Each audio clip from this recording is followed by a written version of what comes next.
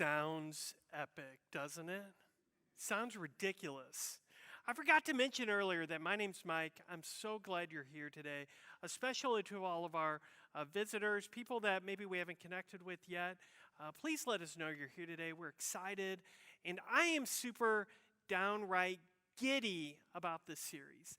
If you know me, there's like some stories that I'll just beat like into the ground, and some of these stories that we're going to talk about over the next 4 weeks are some of those that I just can't talk enough about because they're utterly ridiculous.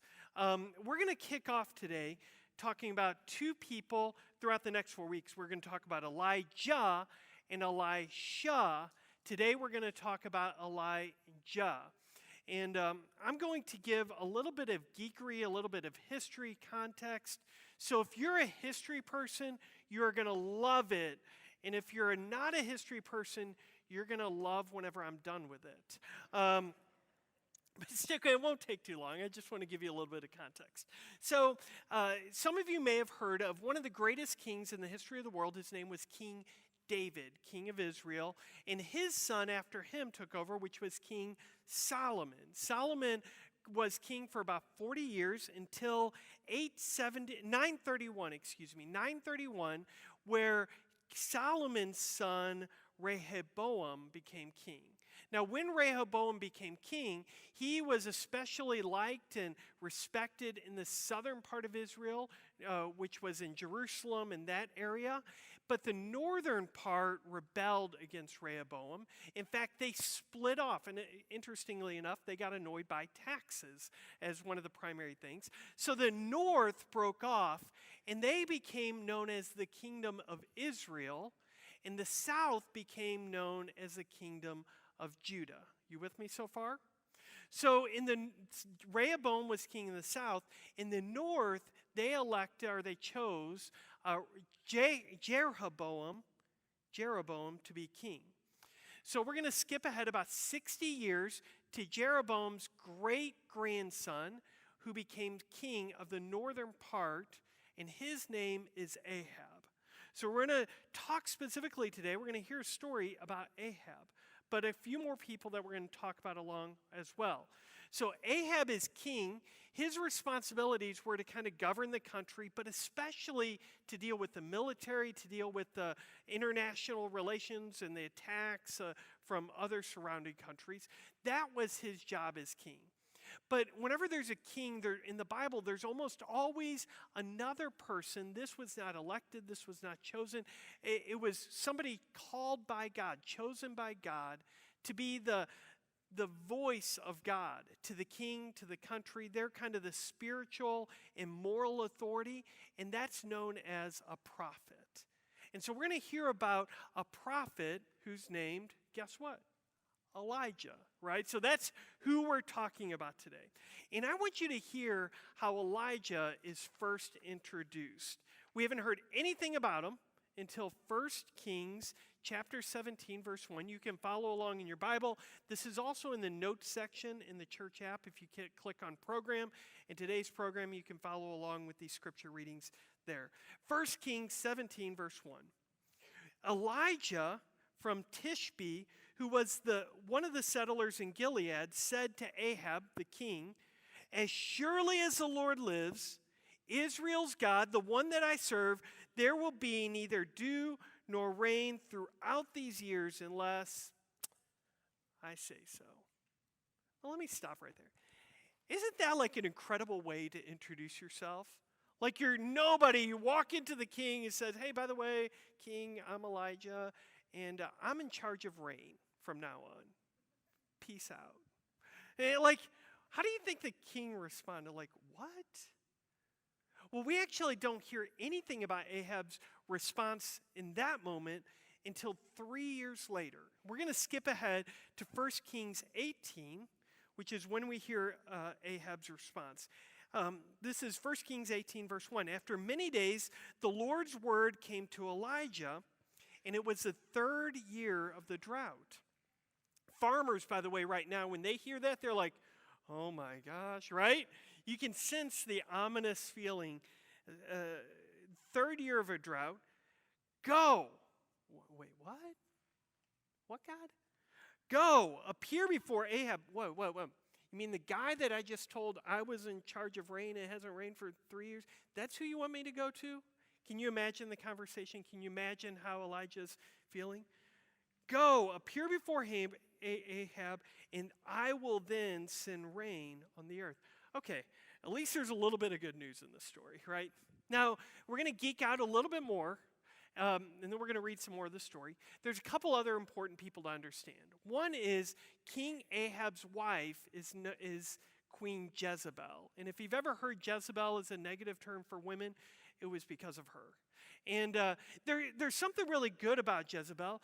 Jezebel was a really powerful woman. She was very politically savvy. And Jezebel appears to be the real decision maker behind King Ahab. She had extraordinary influence in many different ways.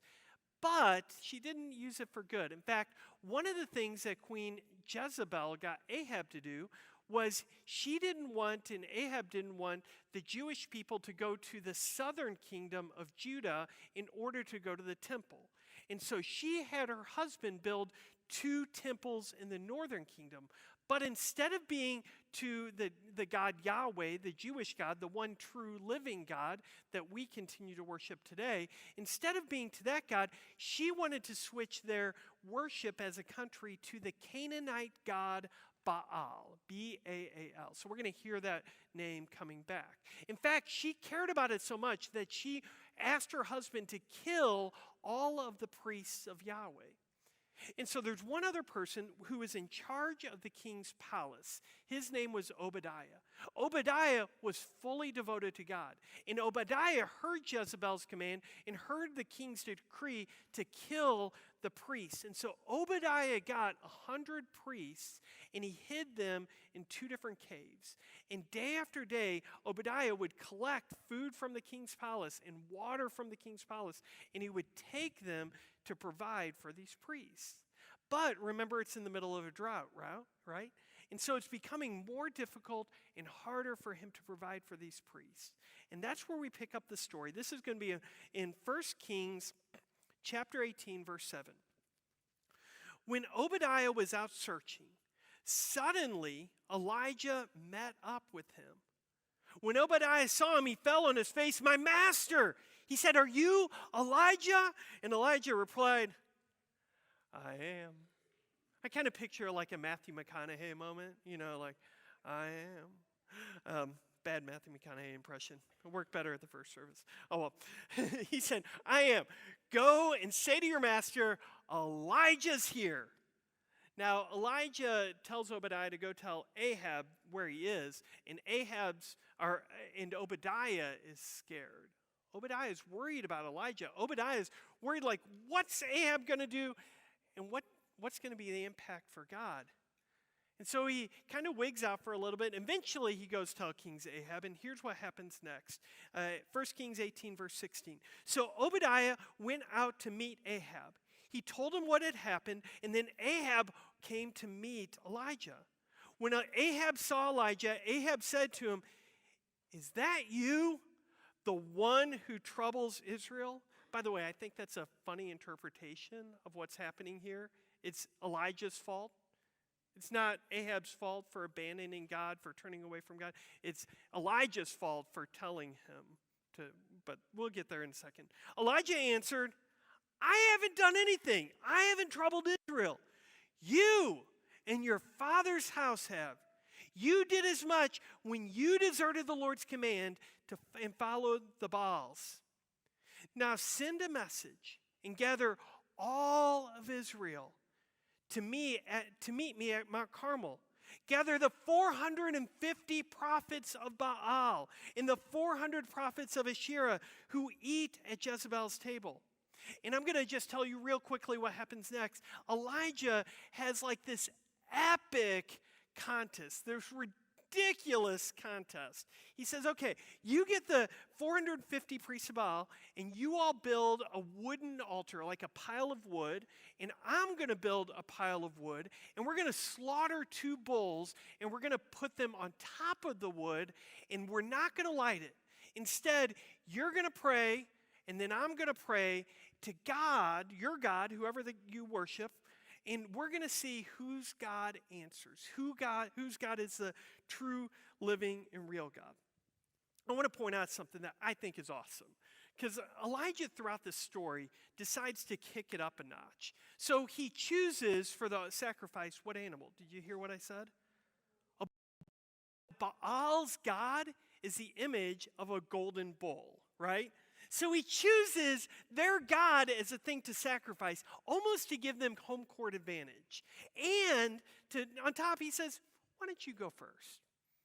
You go ahead and go. So he's kind of like, we'll give you home court advantage, probably because there's 450 of them that all want to kill Elijah. But we're going to read this. So verse 26, so they took one of their bulls that had been brought to them. They prepared it and called on Baal's name from morning till midday. They said, great Baal, answer us. But there was no sound or answer. They performed a hopping dance. Can somebody come up here and do a hopping? No, I'm just joking. I thought I'd try it, but I didn't want to embarrass myself, especially on recording. So they hopping dance as around the altar that had been set up. Around noon, Elijah started making fun of them. Shout louder! Certainly he's a god, right? Or perhaps he's lost in thought. Or maybe he's wandering. He took a walk. Or maybe he traveled someplace. He went on vacation.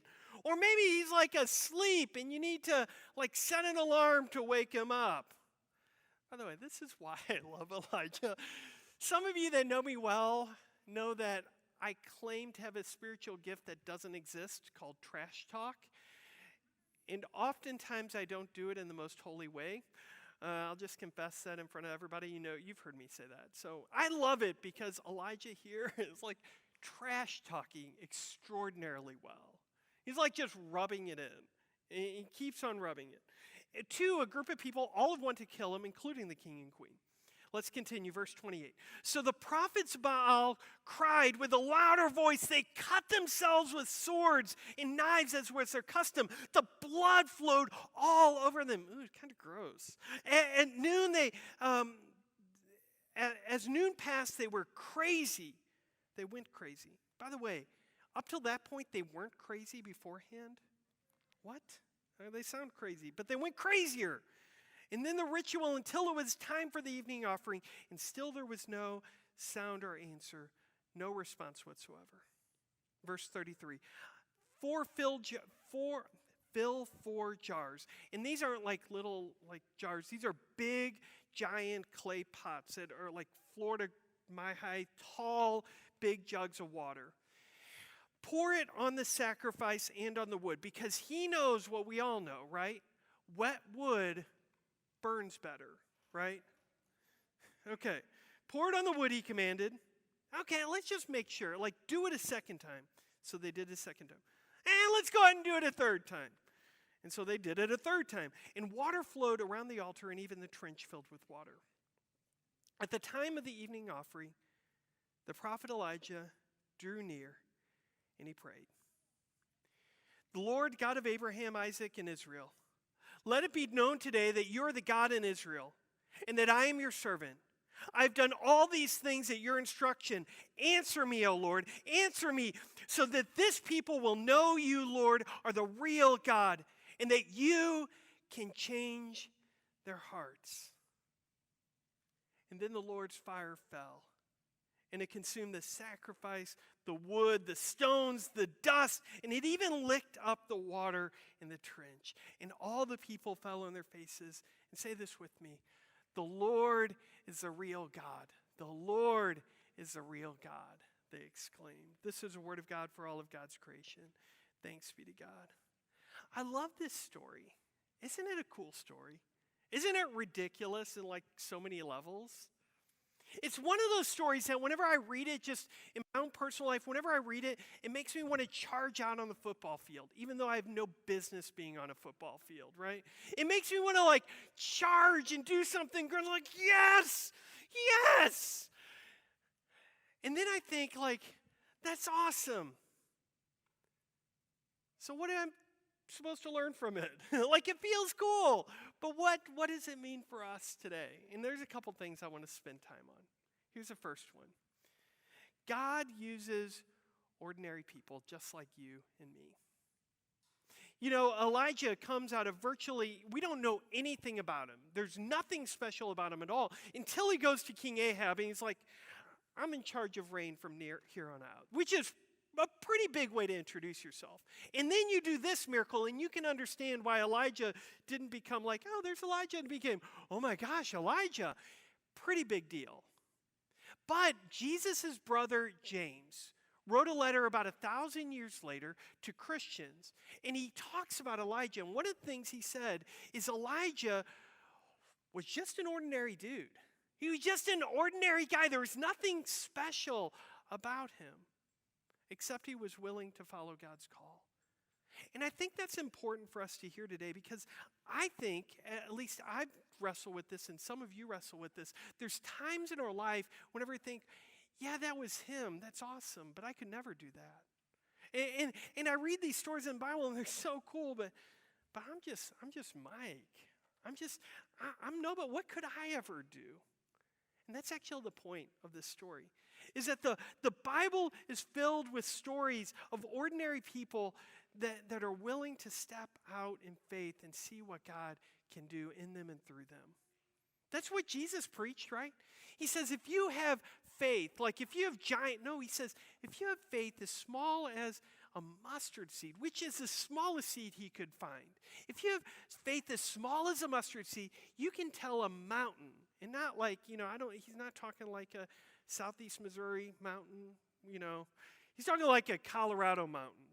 You can tell a mountain, move from here to there, and it'll move. What? And then he tells it in a different place. If you have a small seed that's planted in fertile soil, it will grow and multiply 30 and 60 and 100 times. And he tells another place, if you have a small seed as tiny as a mustard seed and planted, it grows, become one of the biggest trees in the garden. Small things become big with God's work. By the way, do you notice that Jesus talks a lot about seeds? It sounds like he understands our culture. He understands it well. But the point is that it's not about us. It's about us willing to trust God and see what God can do in us and through us to bless others. God uses ordinary people. Here's the second thing. Have faith, even during difficult times. I imagine there's so much in Elijah's story that if I was him, I would be afraid to do what he did. Like, go to the king and say, hey, knock, knock, can I have a minute? King, just so you know, I'm Elijah, and I'm in charge of rain from now on. It's a pretty, big step of faith. It's a pretty big step to go to the 450 priests Baal and that want to kill him and kind of enter this. But he was willing to trust God even during a difficult time in his life, because he thought it was all on his shoulders. He thought he was alone, right? Remember that? In verse 22, it says, I'm the last one left. Can you imagine how heavy that is to feel like you're the only one? Now, we know that's not true, by the way, right? Remember Obadiah? He hid 100 priests. We know that's not true because we know that God was with him, right? We know that's not true because we know even after Elijah, God calls somebody else, calls another prophet, Elisha, that we'll talk about in a couple weeks. We know it's not true. And even when you're scared and alone and afraid and uncertain, whatever you have going on in your life right now, in all those stories that you tell, some of which aren't necessarily true. But what is true is that God is with you and inviting you to trust in him, even during scary, difficult, and overwhelming circumstances, right? That's part of the story of Elijah. Here's a third lesson we need to hear. Be bold, but not obnoxious. I had to add that in there because there's part of the story here, especially as I read it, that Elijah sounds a little obnoxious. And I don't know if you've ever known an obnoxious Christian. Please don't say my name. But I want you to hear this, this is not permission to be a jerk Christian. The world has enough of them. We don't need any more. This isn't justification. In the fruit of the Spirit, in the passage that Paul writes about, like, what does it look like to have a life from God? Jerk is never listed. Obnoxious is not even trash talk, believe it or not. So while we're not to be obnoxious, God does want us to be bold. And I think some of us want to see God work in extraordinary ways, but we stay in our safe, comfortable places. And friends, the truth is, God will not do great things in your life if you're standing in the stands or on the sideline. God will not do something amazing in your life if you're scared and hesitant to get out of the boat. There's a story that Jesus has about one of his disciples, Peter. He calms a storm. And then Peter says to Jesus, hey, can I come to you? And Jesus is walking on top of the water, right? And Peter says, Jesus, can I come to you? And Jesus says, come on. And so Peter steps out. And what happens? He starts sinking, right? We know the sinking part. We know the failure part. But you remember what happened before the failure? For a few minutes, he's only the second person in the history of the world to stand on top of water, to walk on water. And he never would have done, the other person is Jesus, right? Peter never would have done that unless he was willing to be bold, to be courageous. Paul writes to his disciple Timothy that God didn't give us a spirit of timidity, but God gave us a spirit that is powerful, loving, and self-control. I think he added that self-control part to say, don't be a jerk, but to be bold, to be courageous, to say, God, I'm going to go all in and trusting you, and to see what God will do. And here's the third part of that, the counterbalance to being bold, is when you're bold, make sure you hear God's voice. Listen for God's voice. One of the things that I love about my job is hearing from you all tell me God stories. I get texts, I hear story. I heard story from people helping in First Kids about, we're doing it online. In a few weeks, I think we had to move the date because of a COVID exposure, but the 25th, we're going to relaunch First Kids in a bigger way. But even online, I heard people talking about like how God's working through that ministry and how people, like, Mike, you'll never believe what the kids did, what the kids told me, and how they're experiencing God's voice through young people.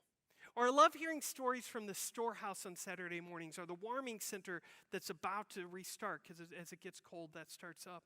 And people hear God speaking from people that are going through the most difficult times in their lives. Or I just got a text this week from somebody in the hospital I checked with them going through an extraordinary time. They're like, Mike, it's tough. And they started telling me, they said, but I want to tell you this God story. I have to tell you later because it's so cool. I haven't heard it yet, but I know there's a story waiting to be heard. And I hear those stories. You know what they all have in common? They all begin with following the voice of God, with listening for God to speak. And sometimes people will ask me, like, how do you hear God? Does God like say, Michael, pick up the phone? I've never had that happen in my life. Most of us will never hear an audible voice. But many of us hear nudges, promptings. In fact, it says when we become a follower of Jesus, that God's Spirit becomes alive inside of us, begins speaking. And it's an effort of learning to listen for those promptings. And if you want to know how to, one of my friends said, it's kind of like the old radios. You had to kind of tune in to hear it better. If you want to learn how to tune in to hear God's voice, some of the things are to spend time regularly, consistently praying. Not like, I pray that I pass this test, but just carving out time to sit and talk with God honestly and openly. To read the scriptures. To fast maybe, to create space in your life. One of the biggest ways that I've learned to hear the voice of God consistently is by being willing to step out, even whenever I'm not sure it's God or not. Because oftentimes what will happen is some of us will get a nudge like, I heard Pastor Mike talk about the warming center. I heard Pastor Mike talk about First Kids. I heard Pastor Mike talk about the storehouse, but I'm